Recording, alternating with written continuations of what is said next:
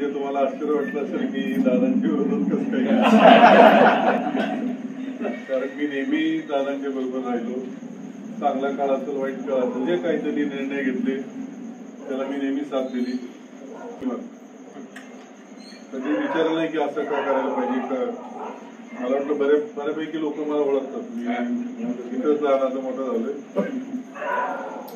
पण जेव्हा आमची चर्चा झाली तर माझं असं दादांना म्हणणं होतं की आपण आमदारकीला तू आहेस तर खासदारकी तरी आपण साहेबांच्या दिली पाहिजे.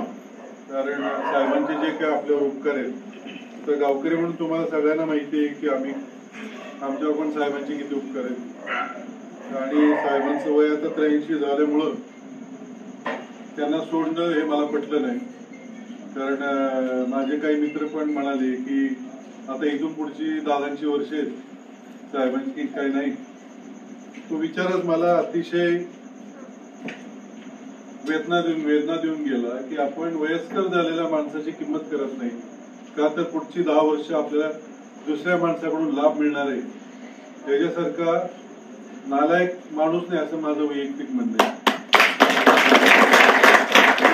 कर्मिलांनी सांगितलं की आपली आई, आता आपण आपले वडील शेतात जातात, बांधावरून चक्कर मारतात. तुम्ही आबांना आठवत असाल, पंढरा दाबा किंवा जुनी लोक शेतात. पण याचा अर्थ असा नाही की त्यांनी सगळं शेत आपल्याला दिलं. जमीन आपल्या नावावर केली म्हणून काही त्यांना घराबाहेर काढायचं नसतं. जे काही ज्यांना कुणाला पदं मिळाली ती साहेबांमुळे मिळाली, पहिल्या दिवसापासून ते आतापर्यंत. आणि त्याच साहेबांना आपण म्हणायचं आता कीर्तन करा, आता घरी बसा, हे माझ्या मनाला पटण्यासारखं नाही. मी जरा वेगळा माणूस आहे, मी काय राजकारणी नाहीये. मला जे पटत नाही ते मी करत नाही. म्हणजे माझ्या शाळेतले मित्र सुद्धा मला न सांगता गेले, ठीक आहे हरकत नाही.